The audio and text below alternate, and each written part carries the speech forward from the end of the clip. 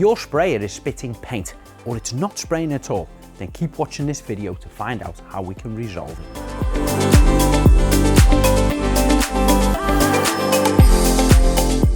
So this is exactly what we don't want. Pulling that trigger straight away, we've got an outburst of paint there, which as you can see, there's too much of it, it's probably going to drip. And then it's a little bit thinner here, and then the turbine eventually builds up its pressure, and then it goes perfect from there, and it would do continuing on. But if you've got this problem, you've got to deal with it straight away. So I'm going to take a damp cloth, I'm going to wipe that thick, heavy paint off there, because we don't want it to run. And what we must do is use this 2-part trigger.